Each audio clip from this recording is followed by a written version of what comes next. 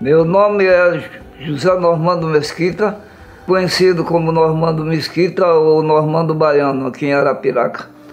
Nasci nas 12 horas do dia 12 de maio de 1943, laçado pelo pescoço e cego fiquei 7 dias sem enxergar.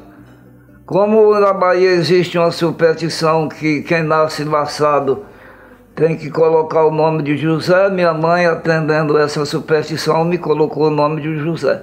E Normando em relação a, talvez até, a Normandia, que quando eu nasci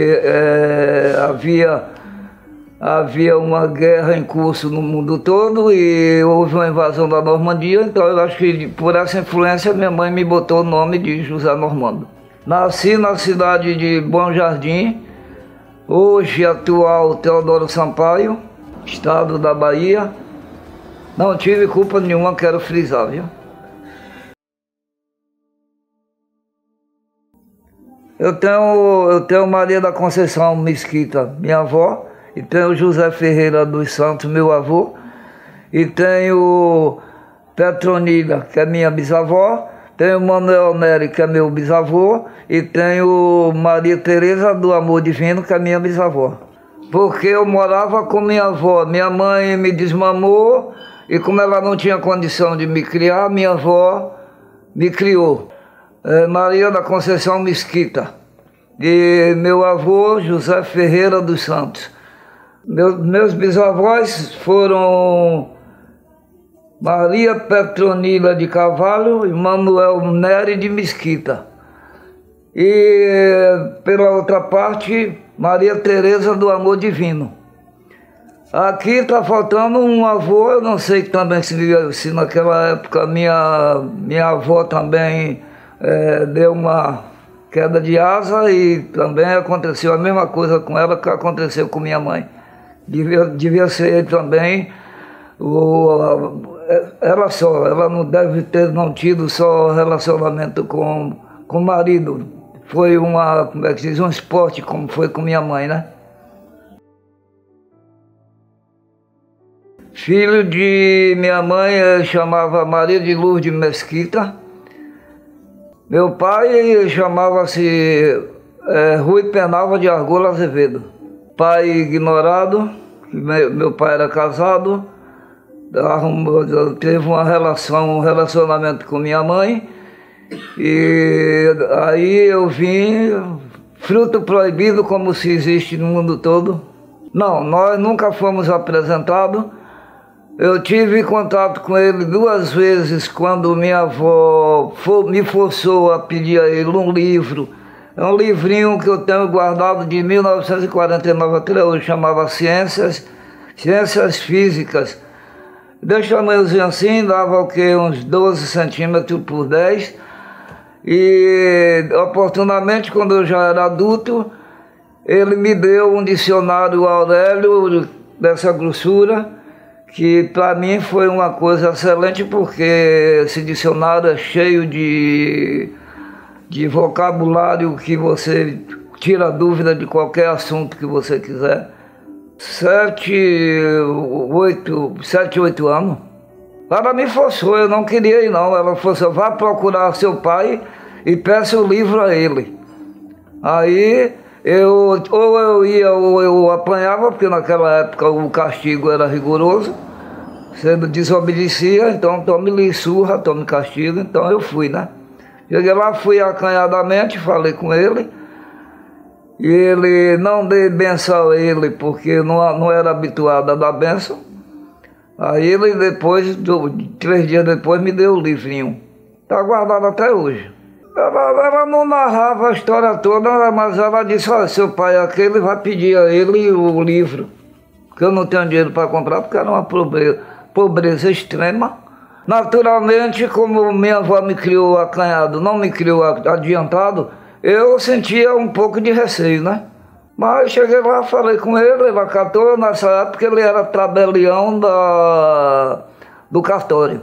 Minha mãe, depois de meu pai, ela arrumou outro marido e ela morava em outra residência, teve mais 9 filhos. e eu vivia com minha avó. Porque minha mãe também tinha um relacionamento péssimo, ruim. Ela morreu, nós jovens, com 52 anos, sufocada na cama às 5 horas da manhã, sufocada pelo travesseiro, que ela emborcou, ficou de borco, e minha menina de 8 anos, que nessa época morava com ela, que meus outros irmãos já tinham saído para Salvador, e com isso minha mãe veio a falecer com 52 anos, vítima de um ataque de epilepsia no travesseiro. E eu estava aqui em Arapiraca, lamentei muito por não ter dado uma melhor assistência à minha mãe, porque eu podia pelo menos ter trazido ela para morar aqui comigo. Isso eu não fiz.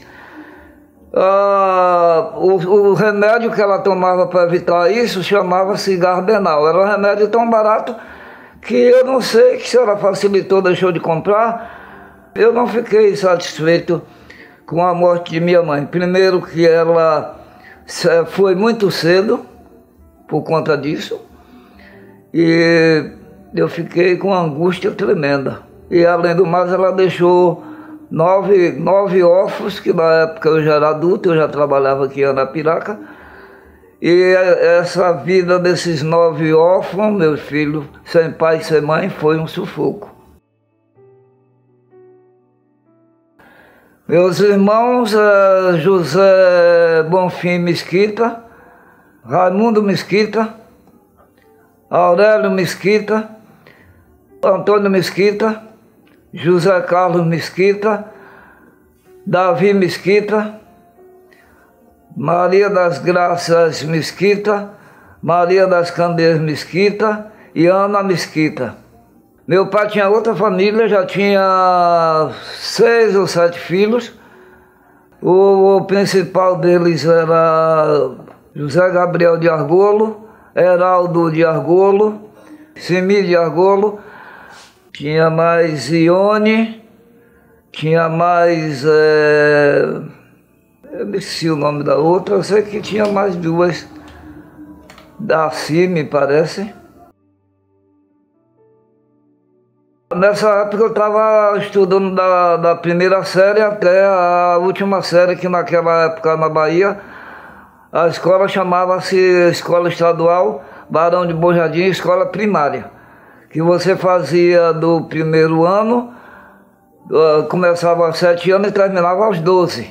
Tinha palmatória, tinha você ficar de joelho na porta de braço aberto, tinha puxão de orelha. Eu me lembro que uma professora Líbia, uma vez me pegou pela orelha, me levou nos 4 cantos da sala. Eu acho que ela queria me ensinar o que era quadrado e me levou nos 4 cantos puxado pela orelha. Eu não me lembro se eu não acertei a pergunta que ela fez ou se eu fiz algum ato que foi contrário à autoridade dela. Eu sei que ela me puxou pela orelha e me saiu me levando pelos 4 cantos da sala.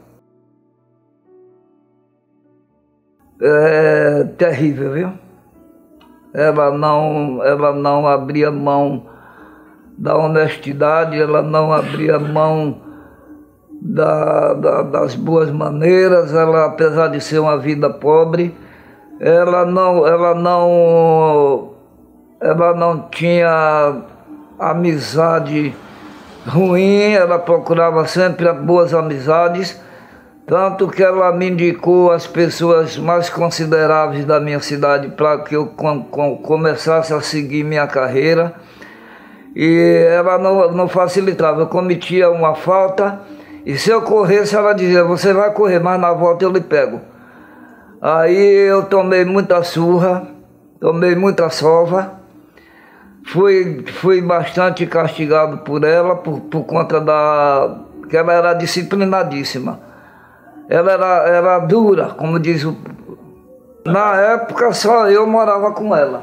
Depois minha mãe trouxe outro filho e ela obrigou a gente a pegar ele e levar numa cestinha, em alguma coisa, para a casa do pai Normando e Tutu, vocês vão levar essa criança de volta para o pai, porque eu não vou criar não. E eu não sei porque minha mãe deixou. Tutu é o segundo filho dela, chama José Bonfim. Ele morava, não, ela mandou o Aurélio, que parece o terceiro, e nessa época Tutu também estava lá, então ela obrigou eu e Tutu levar ele de volta para botar na porta do pai, que já era de noite. Aí a gente foi lá e colocou. Não, eu não me recordo se a gente bateu, eu sei que a gente chegou lá, ele foi agasaladinho, era de noite, a gente chegou lá, botou ele e deixou lá. Mas aí ele não voltou também mais não, né? Ficou lá. Rapaz, a minha história ela é repleta de como é que eu digo, de altos e baixos. Primeiro, tive uma infância terrível, que não havia fartura, a casa era paupérrima, a situação era desastrosa, minha mãe não tinha condição de nada, a gente não morreu de fome, mas tinha época que você não tinha carne para comer, você não tinha macarrão, você não tinha arroz, você não tinha feijão, você tinha o cuscuz que era batido num pilão, você tinha uma situação péssima, terrível. O que mais você tinha, o que a gente tinha na época era farinha com... Já comeu escaldado de farinha? Sabe o que é escaldado de farinha? Você pegava água fervendo, fervia um ovo junto com a farinha, botava no prato e jogava o ovo ainda meio cru, misturado com pirão de farinha, e aí você se alimentava daquilo. A gente tinha, pão não existia, a gente tinha também a situação de extrema pobreza. A roupa era remendada, a camisa também, o sapato não tinha, pasta não tinha, sabonete não tinha, água não tinha, roupa lavada era no rio, a água tirava de uma fonte a 1 quilômetro de distância, a madeira, o combustível era tirado da mata, a gente ia para a mata, enchia, fazia um molho, botava na cabeça ou no ombro e saía carregando para dentro de casa. O fogão era lenha, era um candeeiro que a gente tinha. Então a gente tinha outro detalhe, era o escaldado de café. Você pegava o café fervendo e a gente pegava e botava aquilo com a farinha e mergulhava aquela porcaria toda, dissolvia e bebia e tomava. E media era o feijão puro, com a farinha, com alguma coisa, e o gorgulho, que a guisa de carne a gente comia feijão com gorgulho. Era terrível. Isso no geral, foi muitos anos, viu? Eu estudei dos 7 aos 12 anos e depois que eu saí com 12 anos da escola, como na minha cidade não tinha como você dar prosseguimento para seguir adiante, minha avó me colocou na mercearia de Dona Mocinha para servir de balconista. Lá a gente pegava o saco de açúcar, de farinha, de arroz, de 60 quilos, 50 quilos, e enchia uns saquinhos de 1 quilo e botava na balança e supria com aquele trabalho, a gente supria as prateleiras. Mas era milho, tudo isso era feito ensacado num saquinho pequenininho de papel, não era plástico, era papel na época. E eu fiquei lá fazendo esse trabalho, auxiliando, e aos 12 anos e meio, minha avó disse, Normando, você agora vai trabalhar com seu padrinho Zezinho, na loja dele, que era uma loja de tecido, mas na loja tinha um anexo que era da Companhia Energia Elétrica de Bom Jardim, esse é o nome da empresa lá, e a gente tinha uma confecção de caixões de defunto. Eu fiz muitos caixões, tanto se você me der umas tabuazinhas e me der o material, eu preparo um caixão e mais ou menos 1 hora já tem um caixão pronto. Não, mas não vai ser dirigido a você não, porque eu deixei de ser fazedor de caixão. O formato a fabricação do caixão era simples. Você pegava duas tábuas laterais e aí você na parte da cabeça você fazia um entalhe de um lado e do outro da tábua, e a tábua era reta, mas ela acabava fazendo isso no lado da cabeça. Do lado dos pés era mais fino. Então você chegava ali, ele tinha o equipamento todo, a gente serrava, era na mão, serrava a madeira e moldava ao critério do tamanho do caixão. Podia ter caixão de criança, caixão de adolescente, caixão de adulto, caixão maior para pessoas mais gordas. E a gente pegava uma tábua fina e pregava de um lado do outro para segurar, para poder você completar o lastro. E aí você completava o lastro, completava a parte final da cabeça, do fundo, e você já tinha um molde. A parte de cima você podia fazer ela dos dois lados de 45 graus, você podia fazer plana. E aí na parte oblíqua, para o caixão ficar meio 45 graus acima, a gente metia ele na maquininha, e como ele era assim, se você fosse assim, ele não ia se amoldar. Então o ângulo era esse, você vinha com uma plana, e aí pegava ele, aplanava, e depois você vinha por cima, começava a botar as tábuas. Fui na loja, eu fui confeccionador de caixão, eu fui balconista, e eu fui letrurista, e eu emitia os recibos, e eu era cobrador. Eu fazia três funções na loja. Era letrurista,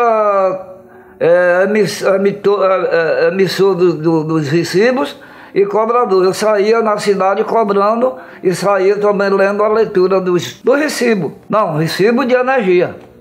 A sede da empresa da energia era na loja dele. Era a mesma coisa, era igual esse contador. Hoje é mais moderno porque os contadores são digitais, eu não sei bem, né? O que eu estranhava é que a maioria não pagava energia e ele não mandava cortar. Depois a Coelba assumiu e daí em diante a coisa mudou, né? Ele não era o dono, era como se fosse uma sociedade, ele presidia a sociedade. Eu fiquei lá até quando meu padrinho virou para mim e disse, eu acho que ele viu que eu não ia ter futuro lá. Ele tinha um relacionamento muito especial com o diretor da empresa Amerino Portugal, que chamava Jaime de Freitas Barros, a quem eu devo muito, e ao filho dele, Jaime Barros. E ele me mandou para lá. Todo o emprego que eu entrei, para mim, foi uma escola, porque a escola lá eu não tive. O meu aprendizado não é teórico, é profissional. Começou na venda de Dona Mocinha, depois na loja. A loja foi um aprendizado que eu saí com 12 anos e meio de Dona Mocinha, fui para a loja. De 12 anos eu saí com 18 e meio da loja. Fui para o Amerino, a mando dele, a pedido. O nome da loja era A Predileta. Eu não sei porque minha vida toda foi assim. Você sabe aquela música que diz assim, deixa a vida me levar, vida levar eu. Eu fui para a loja, eu fui para a mercearia de Dona Mocinha. Minha avó nunca me disse nada, só fez dizer, você vai para Dona Mocinha. Depois ela disse, você vai para a loja do seu padrinho Zezinho. Depois meu padrinho disse, você vai para o Amerino, Portugal, trabalhar com o seu Jaime Barro. Minha vida toda foi assim. Eu não exigi emprego, até aqui em Arapiraca eu não exigi emprego. As pessoas, as empresas mandavam me convidar. Simplesmente eu, quando não estava bem em uma empresa, eu saía, já ia para outra, já estava o trabalho certo. Minha primeira esposa, ela estudava, me parece que o 2º grau, e eu estava com um amigo meu que tinha na cidade um sistema de alto-falante que ele tinha espalhado em cada rua da cidade. Ele tinha um alto-falante, ele tinha um sistema de som que ele dava notícia, ele passava música, ele fazia comentários. E um dia eu estava no som com ele, lá no local onde ele tinha no estúdio dele, e ela foi passando da escola com a farda azul e branca, saia azul, blusa branca. Aí ele virou para mim e disse assim, ô Norma, que ele me chamava Norma, por que você não arruma um namoro com essa menina, que ela é tão legal, tão bonita?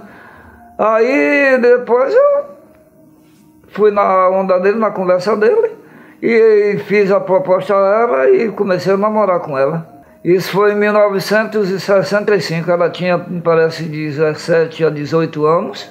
Eu tinha 22. Eu estava em Amerina, na Bahia, Teodoro Sampaio.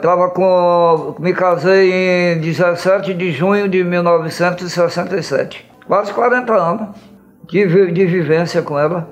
Com ela eu tive 3 filhos. Marcos Mesquita, Márcia Mesquita, Rafaela Mesquita.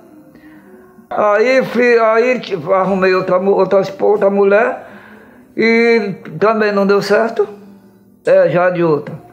Depois vem Magno Adriano Teles, que ele trabalha na Andrade. Depois vem Hércules, depois vem Isabela, depois vem Riquele. E 2 ou 3 eu não fui apresentado, mas aqui em Arapiraca eu tive histórico de mais 2 ou 3 filhos que eu tive conhecimento, mas nunca fui me apresentado. Uma vez eu estava na rua Manuel Leão e um colega meu me chamou e disse, Normando, vem aqui. Aí quando ele me chamou, um senhor que eu nunca tinha visto na vida disse, minha irmã tem um filho seu. Eu disse, meu? Sim.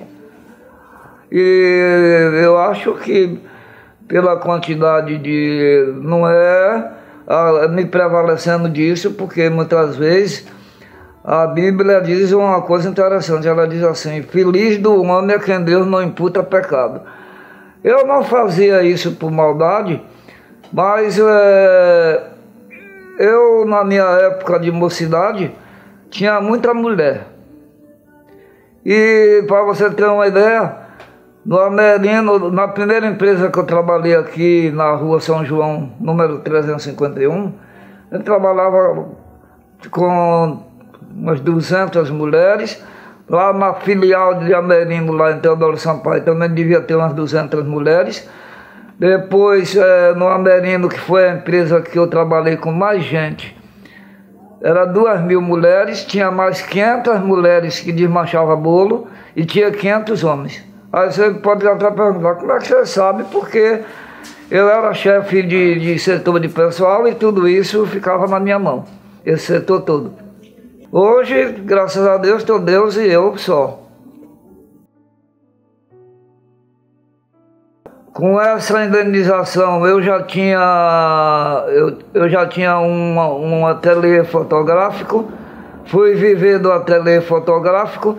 A indenização foi tão grande que eu comprei 25 a 30 novilhas, coloquei com meu sogro uma mercearia, que meu cunhado é quem tomava conta, eu tinha um bar e tinha um escritóriozinho de contabilidade, e com isso eu fui vivendo. Nesse intervalo, eu fui convidado pela prefeitura, não sei se pelo prefeito, que era muito meu conhecido, a gente convivia quando eu era mais jovem. O prefeito na época era Jaime Silva Gazar, que eu devo muito, e a esposa dele.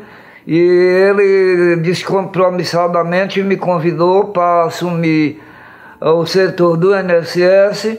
Lá eu assumi o setor do INSS e assumi a tesouraria do Mobral e também assumi o setor, era responsável pelo setor eleitoral.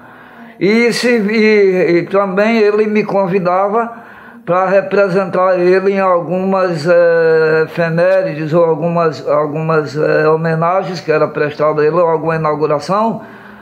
E também na prefeitura eu saía com o delegado, que era um tenente João D. da Polícia Militar. Ele ia lá na prefeitura, me convocava a viatura da prefeitura e eu ia com ele. Eu servia algumas vezes de escrivão ad hoc para ele, o delegado, o tenente João D. Ele gostava muito de mim, ele solicitava, Jaime, eu quero o Normando passar aí comigo e quero o carro da prefeitura. Aí a gente ia fazer levantamento, ia fazer perícia, eu não sei, eu sei que ele me chamava para a gente fazer o levantamento do cadáver e pegar o testemunho das pessoas que estavam presentes naquele ato. Na época houve uma coisa interessante. Um pai de família no distrito de lá armou a espingarda para matar um gavião que estava comendo os pintos. E quando ele mirou para o gavião voou. Ele colocou a arma no canto do quarto, dentro do quarto, e no outro dia o gavião veio e começou a querer pegar os pintinhos. E ele também pegou a arma e mirou. Na hora de mirar, o gavião também voou e foi embora. No terceiro dia, o gavião retornou de novo, parece que foi até um aviso. E com isso, o gavião na terceira vez também se foi embora, escapuliu. Ele recolocou a arma lá no lugar. Quando foi no outro dia, o filho da vizinha dele veio, pegou a arma, começou a brincar com a filha dele, acionou a arma no rosto dela, a bala, o cartucho das balas, daquelas coisas que tinha antigamente, daquelas espingardas, entrou pelo olho dela, saiu atrás. Foi uma coisa terrível, chamou a atenção. Aí o delegado foi na prefeitura, me solicitou para ir com ele, para a gente fazer o levantamento, tomar o depoimento das testemunhas. E quando a gente saiu de lá era quase 9 horas da noite, porque a gente foi ver testemunha, foi ver como foi que aconteceu. E eu sempre saía com ele para alguma diligência, alguma coisa, também pela que eu sempre fui desenrolado, né? Essa empresa chama-se Amerino Portugal Comércio e Indústria. Era uma empresa compradora e exportadora de fumo em folha. Não é, vamos frisar bem que não é de corda, é fumo em folha. A diferença do fumo em folha é que ele é enfardado a folha normal, a folha natural. E o fumo de corda, ele passa por um processo que ele é retirado uma parte do talo, ele enrola ele depois, ele pega 3, 4 funcionários, bota numa maquininha de madeira, e sari, é um sari, e ele pega aquele fumo e vai botando uma camada por cima da outra, e depois ele vai fazendo um tipo de corda, e ele vai enrolando depois. Depois aquilo enrolado, ele bota para curar, e alguns colocam mel para dar uma cor, para dar um cheiro. E a diferença é essa, que o fumo em corda, ele é muito mais elaborado do que o fumo em folha. O fumo em folha é um fumo simples, larga essa folha. Eu quando cheguei no Amerino Portugal, eu fui trabalhar no escritório, fazendo tudo. Eu fazia folha de pagamento, eu fazia anotação em carteira de funcionário, eu fazia pagamento, eu fazia FGTS, eu fazia RAIS, eu fazia tudo que era necessário em um escritório. E dentro do armazém, eu pesava a produção de cada funcionário que estava lá trabalhando, porque era por produção. Mulheres, a gente nessa época devia ter 200 mulheres e 20 homens trabalhando.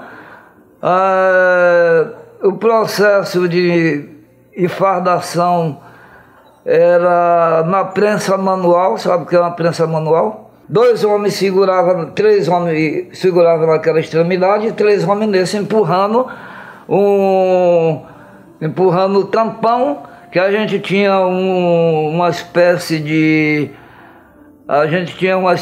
de caixão que você botava o fumo dentro, depois você vinha, tampava aquele caixão com o tampão, pegava o parafuso, que era grande, era grosso, de madeira, e você botava no meio do tampão, e ali começava a arrochar. Aí o fardo que entrava dessa altura, ele era mais ou menos assim. Aí quando você botava o tampão aqui, aí a prensa, você estava acionando a prensa, ele descia empurrando, e o fardo ficava na altura de uns 35 a 40 centímetros. Aí você suspendia de novo, rodava de novo, chutava o fardo e já saiu o fardo pronto. Aqui tudo é diferente da cultura do fumo da Bahia. Essa é a verdade.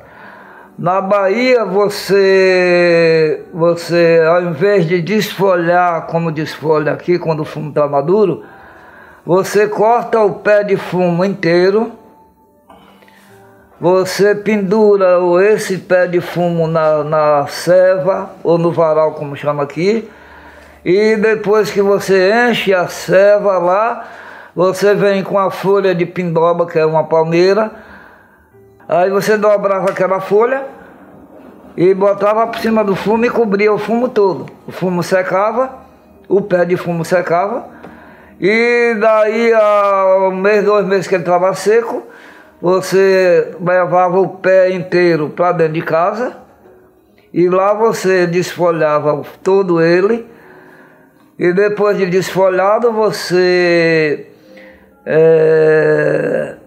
classificava por bitola ou tamanho ou padrão.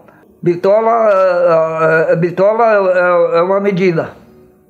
Você tinha, por exemplo, o PFS, que a gente tinha 55 centímetros, que corresponde aqui à primeira folha, a folha primeira daqui de Arapiraca. E a PFS era mais ou menos 50 a 50 centímetros. Depois você vinha o PPF com 50 centímetros. Depois você vinha com a primeira 35, 30 centímetros. Aí você ia descendo. PFS, PF, PP, primeira, segunda, terceira, segunda, 22, 33. Aí você fazia a seleção, isso o proprietário do fumo. Depois ele armazenava esse fumo e o fumo ficava dentro de casa curando até dezembro, isso em agosto. Ficava curando até dezembro. Depois, eu omiti uma coisa. Quando você classificava, você já fazia uma manoquinha, era dessa grossura a manoquinha. Manocava todo o fumo por padrão, por bitola. Manoca, você pega, por exemplo, 10 folhas de fumo, junta, talo com talo, e depois você vem com outra folha e amarra. Aí chama manoca. Você tem a manoca e tem o manocão. Manocão era dessa grossura, e a manoquinha era um diâmetro curto, pequeno. Essa manoca você armazenava, você fazia uma pilhazinha, botava uma por cima da outra, e deixava ela curar. Quando era em dezembro, você pegava e levava para a empresa para vender. A empresa já recebia o fumo pronto, sem problema, sem quebra, sem nada, manocado, todo manocado. Lá na empresa só se fazia uma limpeza superficial, porque não tinha mais nada para fazer. Eram folhas excelentes, eram folhas boas, não tinha folha bichada, não tinha retraço, não tinha nada, então você recebia uma mercadoria 100% boa, natural. Doutor Mário Portugal, ele era o proprietário, ele era o dono. Eu não sei se ele tinha descendência portuguesa, provavelmente. Amerino era o nome do pai dele. Eu fiquei até 1970 lá. Depois eu me afastei, recebi a indenização. Quando eu saí de lá, eu fiquei um tempo cuidando das minhas atividades e fui convidado pelo gerente da exportadora Hendrick Kellner, que tinha filial lá, Antônio Damasceno Nascimento. Muita gente conheceu ele aqui. O gerente de lá, ele não tinha tempo porque ele tinha uma empresa de ônibus. Ele mandou buscar um ônibus com o sócio dele, mandou buscar um ônibus Mercedes OM 320, uma coisa assim, um ônibus grande. E como ele não tinha, ele já tinha uma empresa de ônibus equilibrada, ele me convidou para ir para lá. E lá eu fiquei 3 anos. Lá, após isso, ele continuou, a empresa fechou. Era a Companhia de Fumo Ermo, que significa em alemão, a sigla dele é Erwin Mongerot, que aqui também era Arapiraca, tinha na Lagoa da Canoa, quem tomava conta era José Pedreira, eu não sei se ainda existe aqui. Na Hendrick Kellner eu fiquei 1 ano.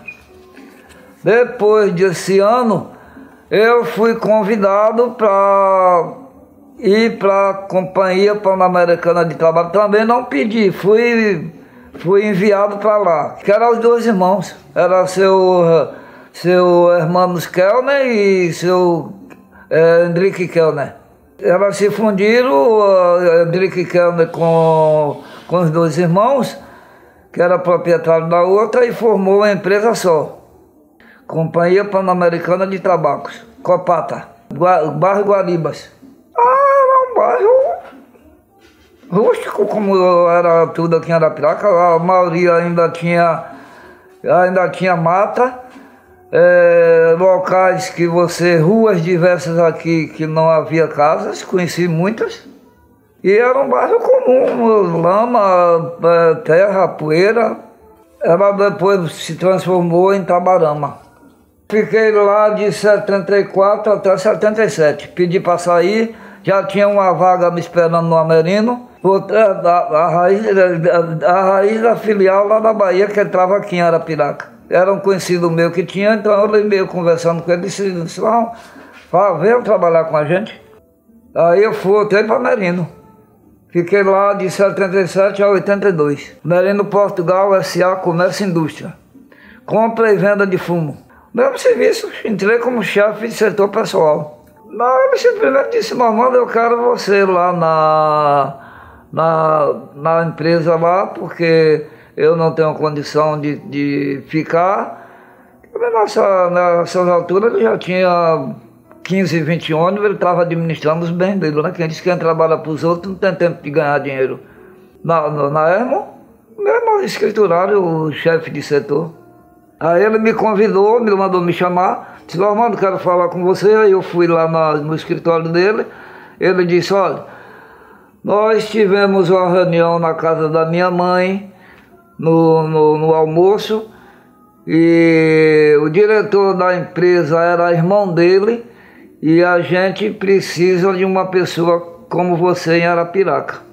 A primeira vez quando começou a chegar os primeiros caminhões de fumo, isso foi lá para 1970. Eles nunca deixaram de receber fumo daqui não, eles sempre mandavam, porque o fumo daqui tinha uma vantagem, era mais barato do que o de lá. Então se levava muito fumo daqui para lá, tanto numa empresa como na outra. O fumo daqui era transferido de empresa para empresa. O fumo de lá era 10 vezes mais caro do que o daqui, porque aqui se prezava na quantidade, lá na qualidade. Aí você pergunta, o que é isso? O fumo lá, ele era seco, você só vendia sequinho, Você tirava o fumo da ceva, que lá a gente chama ceva, aqui é varal. Aqui você tira o fumo ainda com talo verde.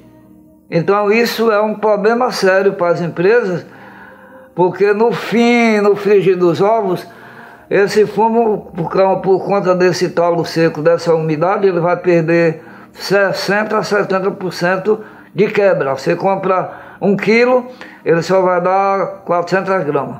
É assim que funciona aqui. E lá a gente não tinha isso. Lá você era o proprietário fumo em folha, e você armazenava o fumo até dezembro e você vendia ele sequinho. Entendeu? Então a perda lá era muito menor. Ou talvez não chegasse nem a 5%. Era o gerente. O exportador Henrique Kellner, Antônio Damasceno Nascimento. E o diretor era o irmão dele, Nilton Damasceno Nascimento. O dono era seu Hermanos Barend Kellner, que era holandês, e seu Henrique Kellner, que era dois da Holanda. Só que no primeiro minuto eu rejeitei, eu disse, olha Toninho, eu chamava ele Toninho, com as informações que eu tenho de Arapiraca, eu jamais vou querer ir para um lugar desse. A energia, quando apagava às 10 horas da noite, aí disse que no outro dia amanhecia 2, 3, 4, 5 pessoas mortas no meio da rua. Quando eu disse isso a ele disse, não rapaz, nós estamos em Arapiraca já faz tempo, e é um lugar bom, e eu comprovei isso depois. É um lugar bom, um lugar tranquilo, um lugar bom de se viver. As pessoas são tranquilas, amorosas, amigáveis, gentis e tudo. E eu disse a ele, olha, como meu segundo filho está para nascer, eu vou aguardar Marcos Alves Mesquita. Como meu menino está para nascer, eu vou aguardar e daqui a mais 7, 8 dias eu lhe dou a resposta. Aí eu aguardei, dei a resposta e vim, C10, que ele tinha uma C10. A estrada nessa época ela era de chão, a gente saiu de lá às 6 horas da manhã, chegou aqui quase 6 horas da noite. Era estrada de chão de lá até aqui. Aí esse mesmo personagem, meu irmão, ele teve um trágico, morreu com um trágico acidente, que ele foi fazer uma conversão de um cruzamento de uma pista, e quando chegou no meio da conversão, a C10 dele estancou o motor, e vinha uma carreta, e o motorista da carreta não deu tempo de parar e colheu ele com C10 com tudo, esbagaçou tudo. Foi uma coisa dramática, porque ele era uma pessoa querida lá, pessoa da sociedade, Antônio Damasceno Nascimento. Já vim de vez, já tinha casa aqui, a casa era na Avenida Norte, já tinha uma empregada lá, o proprietário era o seu Castelo, que é um milionário daqui de Arapiraca. Isso foi em 2 de setembro de 1973. A Avenida Norte era um bairro tranquilo. Me adaptei bem, as pessoas me receberam tranquilamente, amigavelmente. Alguns estranharam minha voz. Eu tinha um amigo, chamava Luiz, que morava na minha frente. Ele disse, rapaz, sua voz, eu não entendo nada do que você fala. Eu falava português, era sotaque. Até hoje eu ainda tenho. Quando eu ligo para alguma pessoa, eu disse, eu conheço essa voz. Não tinha nem calçamento, me parece, na época. O açougue, na realidade, eu não me recordo muito, porque eu não frequentava açude, muito embora por conta do tempo, porque a safra daqui, ela lhe toma todo o tempo da sua vida, praticamente, o dia todo até a noite. Até 9, 10 horas da noite a gente estava em atividade. Eu vim minha esposa e 2 filhos. Os 2 são solteiros paulitanos, Márcio e Marquinho, são solteiros paulitanos, nasceram em Salvador. A empresa era na rua São João, número 351, de propriedade de seu Neco da Confecção, que ele tinha uma confecção ali onde hoje é a Casa Narciso, ali descendo para a igreja pequenininha. A empresa era na rua São João, não sei se ali era centro, era Alto Cruzeiro. Eu já entrei com procuração para chefiar, então eu me adaptava facilmente a qualquer serviço que se relacionasse à empresa de fumo, porque já tinha trabalhado em duas, já tinha bastante experiência. E nunca me aperreei por problema. Quando tinha um problema maior, eu consultava a matriz em Salvador. E fui trabalhando normalmente, me dediquei ao meu trabalho, que eu sempre fui dedicado ao meu trabalho. A atividade era compra de fumo em folha, depois de beneficiado. Aí a gente tinha cerca de 200 mulheres, mas a gente também, na época, eu não me recordo se a gente tinha outros armazéns. Me parece que a gente tinha um armazém nas Guaribas também, eu não me recordo bem.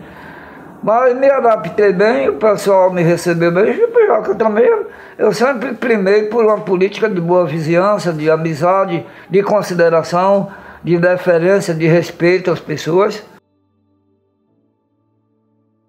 Nas empresas de fumo, esse processo não era utilizado, esse processo era utilizado dentro das próprias casas, ou então dentro de alguns armazéns, mas não um armazém de peso, como Amerino, Cacique, Tabarama, que a preocupação era a folha solta. É porque eles faziam o fumo de corda, então eles próprios fabricavam, eles começavam a colocar o pessoal dele. Lá a gente tinha estraladeira, não denominava esse termo, a gente chamava lá beneficiadora, ou escolhedora, porque ela escolhia o fumo, ela fazia uma escolha, fazia uma limpeza, então chamava escolhedora.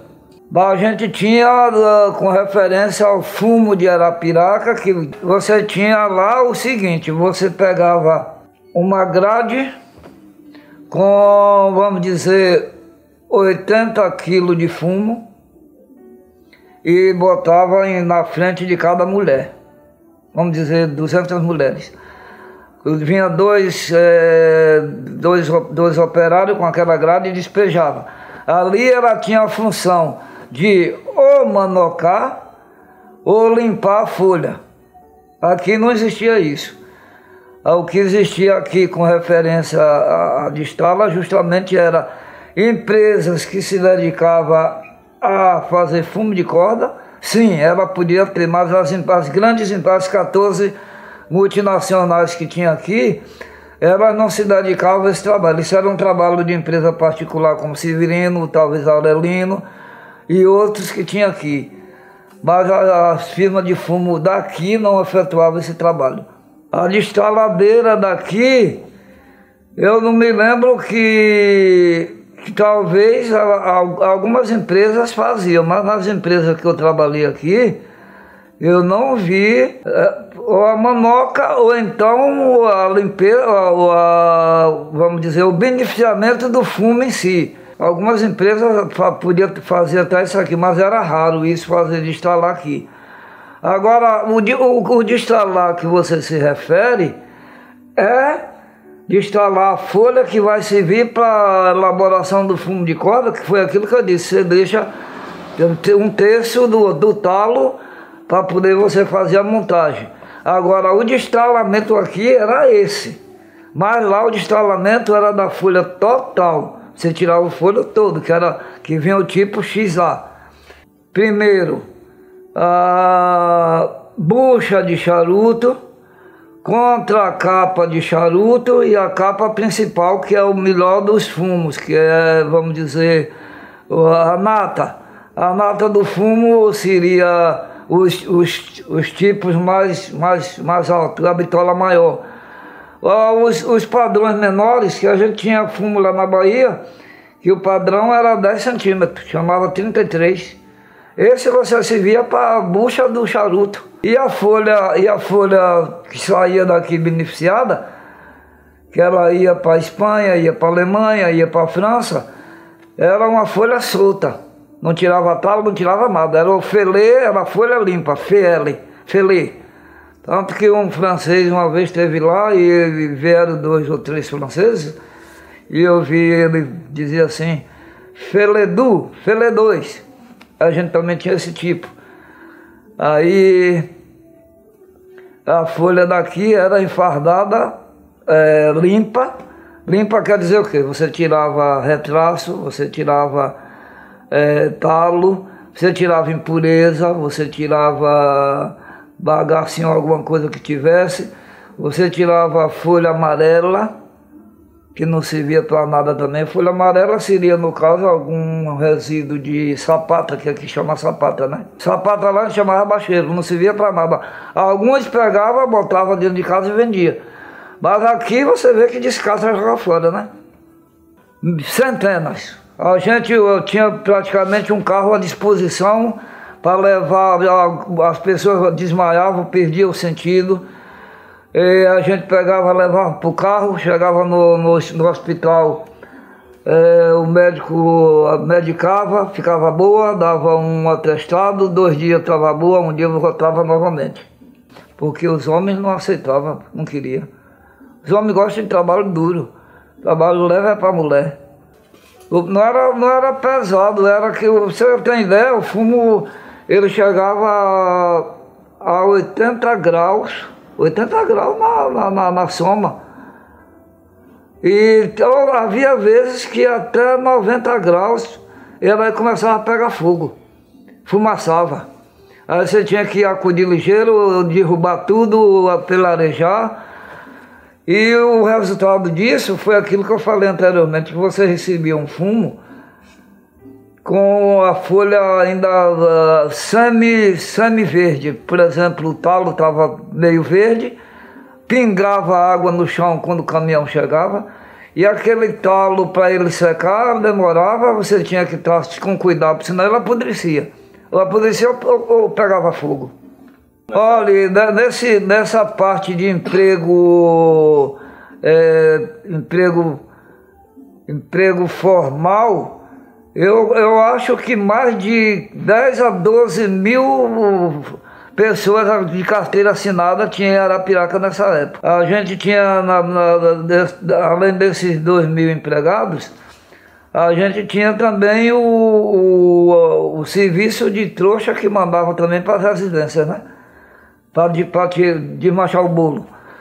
E voltando ao problema da folha, que ela molhava, que ela chegava meio úmida, por isso a quebra, ela demorava de secar. Então isso demandava um tempo terrível. Não quer dizer que as 2 mil pessoas estavam desde o início. Começava, vamos dizer, amanhã com 100, daqui a mais 8 dias mais 100, daqui mais 8 dias mais 200, dependendo da demanda do que o trabalho exigisse, a gente ia aumentando o número de pessoal. Como o Amerino aqui teve ano dele comprar 15 milhões de quilos de fumo, que não é pouca coisa, se botava muito empregado, tanto nas agências que ele tinha, como nos armazéns que alugava por fora de Valdomiro Barbosa. Ali no Tapicuru a gente tinha um armazém também, a gente tinha um armazém em Quebrangulo, a gente tinha um armazém em Paulo Jacinto. Eu não me lembro se Caraíba ou Igaci também tinha, mas era muita mão de obra. E tudo de carteira assinada, viu? Não tinha ninguém clandestino, não. Agora, nos sítios aí eram o quê? 50 mil trabalhadores indiretos. Era muita gente no sítio. Porque o pai de família tinha 4, 5 filhos, todo mundo trabalhava. E com isso, se vivia Arapiraca, você não tinha roubo, você não tinha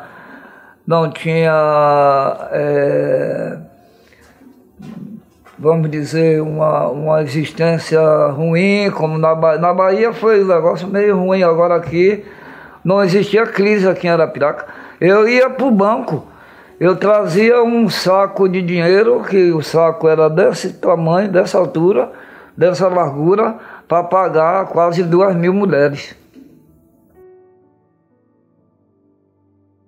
Olha, fornecedores foram, em cada empresa existia mais de 100, 150. É uma ficha grande. Agora, o que eu me recordo, por exemplo, Severino Lúcio, ele era corretor. O Cílio Corado era corretor de fumo, ele vendia fumo pra gente. O José Corado era também um freguês nosso. Severino da Bananeira era um dos principais. Entre os mais abastados, a gente tinha Dr. Geraldo Lúcio, a gente tinha Dr. Edro Lins, a gente tinha Zé Nezinho, tinha Dr. Zé Fernandes, se não me falha a memória, Miguel Zumba, que é conhecidíssimo aqui em Arapiraca, amicíssimo nosso, Remy também era amigo da gente, Francisco Pereira também, exatamente. Luiz Brito, conheci muito. Uma vez tomei um carro emprestado na mão dele. Ele morreu, que Deus o tenha em bom lugar. E eu tomava o carro dele emprestado, porque na época a gente não tinha carro aqui. Tinha um carro, mas ficava com outra pessoa. E nem sempre estava à disposição da gente. Aí eu tomava carro na mão de Severino da Bananeira, pedia a ele. Eu tinha um relacionamento muito bom, mas só relacionamento profissional, porque de amizade eu tive poucas amizades. Agora o relacionamento profissional era grande. E tinha muitos outros. A Arapiraca era muito vasta para isso, tinha muita fazenda de fumo. E era uma região, como eu disse a você, se arrancava do solo mais de 200 milhões de quilos de fumo. O fumo era, na maioria das vezes, exportado para a França, para a Alemanha, para a Espanha, algumas vezes para os Estados Unidos. A própria Souza Cruz comprava.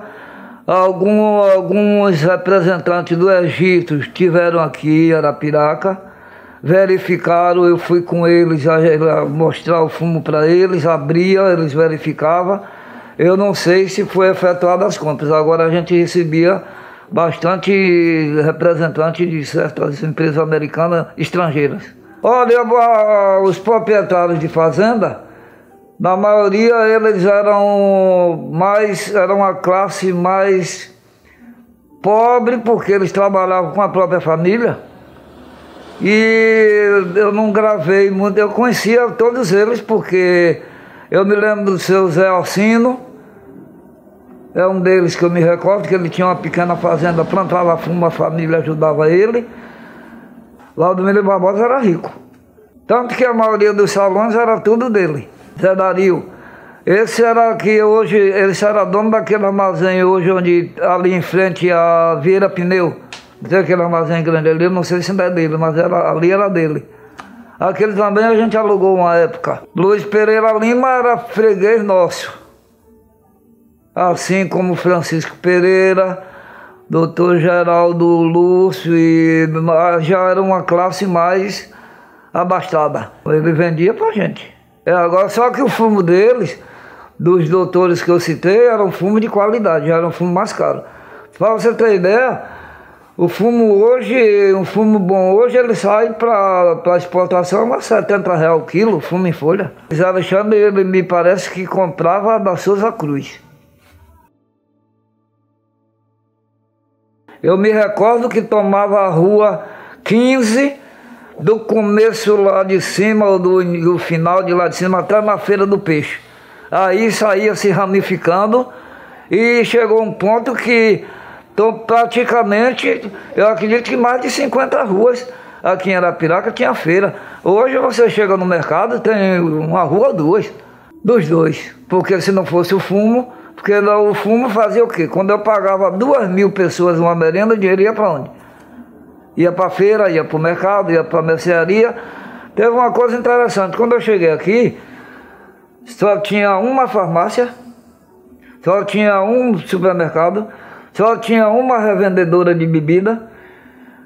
O supermercado chamava Vascore. Depois tinha o Paulo da Coca-Cola, que tinha a revenda dele onde é hoje o fundo, a frente da igreja, ali onde você faz o contorno que quando você vem da Expedicionário Brasileiro ou da Rua 30, que você faz à direita ali, na esquina, chamava esquinão da bebida do Paulo da Coca-Cola, só tinha aquela. Eu uma vez cheguei a falar com o meu diretor, eu disse, Nilton, eu estou com a ideia de botar uma revenda de bebida em Arapiraca, porque aqui só tem uma. Ele disse para mim, Normando, se você quiser, aluga o armazém, que meu sogro é superintendente da Brahma em Salvador. Você fez alguma coisa? Eu não fiz nada porque a gente tinha um trabalho intenso e eu com aquilo eu me dedicava muito ao meu trabalho e deixei, como é que diz aquele provérbio, diz assim, quem trabalha para os outros não tem tempo de ganhar dinheiro. Mas se eu tivesse botado, você imagina se eu tivesse botado uma revendedora de bebida em 73, no ano de 1973, hoje eu estaria rico aqui em Arapiraca, para a feira. Por isso que eu disse, eu achei um absurdo se acabar com aquela feira. Se eu tivesse botado um ateliê fotográfico doido lá na Bahia para um amigo meu, tava bom. Se eu tivesse botado uma fábrica de caixão, eu estaria rico também.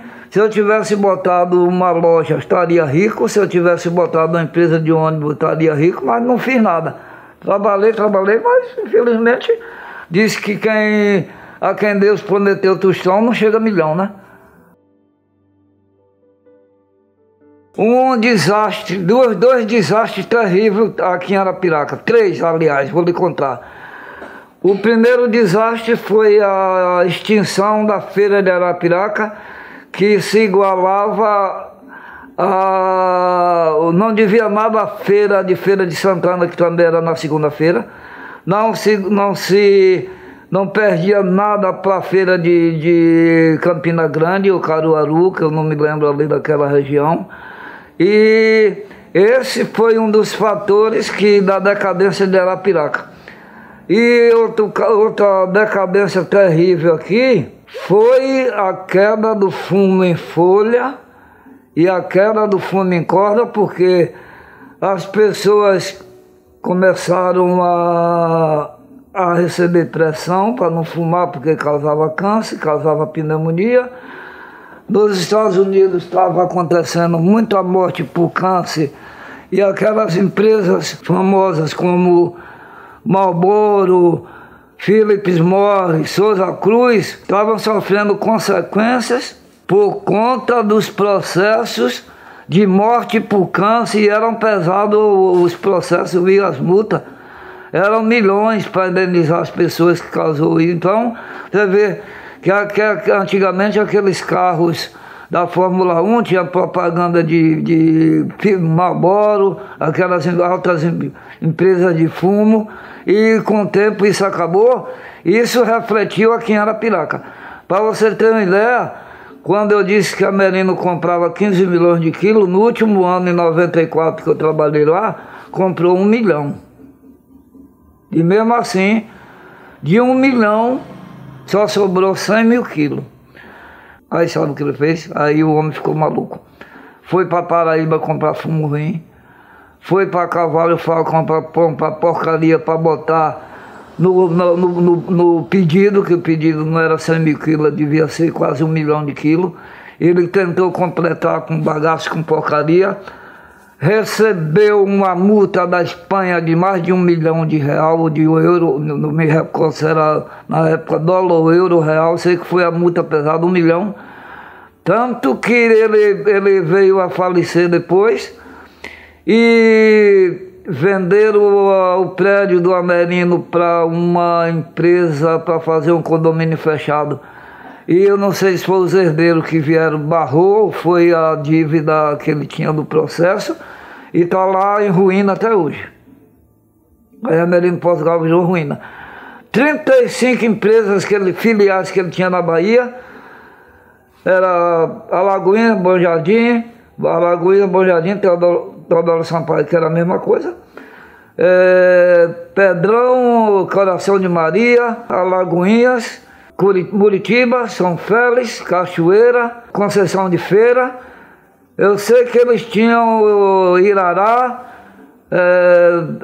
ali depois de Feira de Santana, Itaberaba, eles tinham mais de 35 empresas e todas as 35 empresas foram por água abaixo.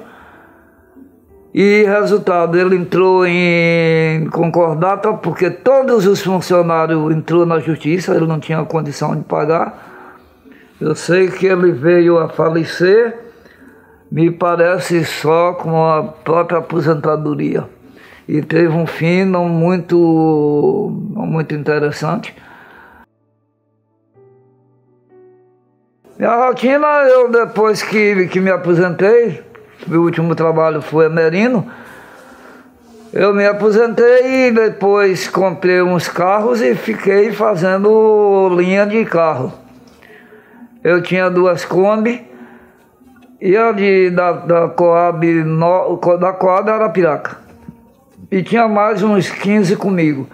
Hoje eu me resumi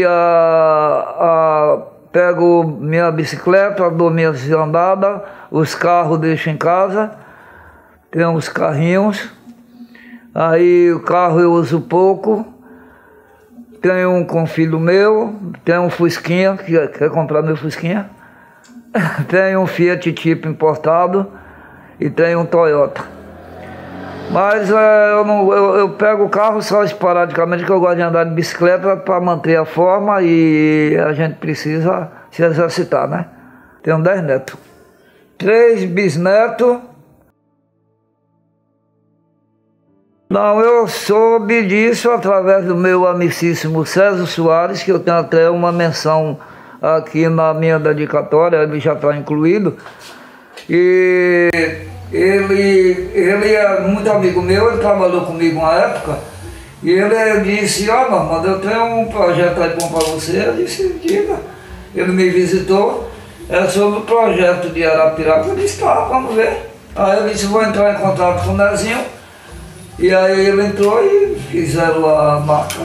Veio a equipe do Nezinho com 3 pessoas, ele mais 2 e agora vocês. A gente conversou bastante, ele disse, vou pegar uns tópicos, não é ainda o essencial, não é o normal, mas eu vou pegar uns tópicos da sua vida, tanto que ele pegou os tópicos, na medida que você for me entrevistando, eu vou reagindo de acordo com o que você me passar para mim, que eu gosto muito que o cara me pergunte para poder ir discernindo.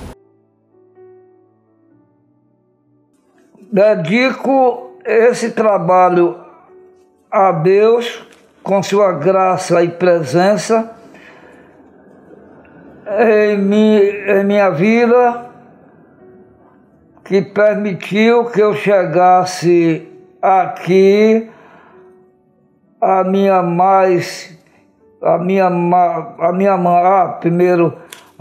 Deus permitiu que eu chegasse até aqui, do jeito que eu estou até hoje, foi sofrimento.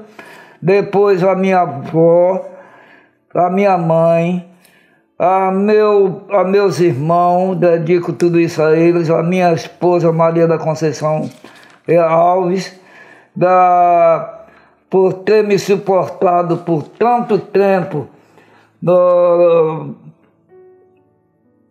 aos meus filhos, a família Nascimento, a família de Jaime Fetra Barro, com seu filho e sua esposa, a família com sua presença que me apoiou, a família de Arlindo Góes, a meu amigo César Soares, membros da família Argolo e Azevedo, também a equipe do deputado Nezinho com este brilhante trabalho, e o povo de Arapiraca me colheu com tanta amizade, e hoje eu me considero o mais arapiraquense e mais alagoano dos baianos,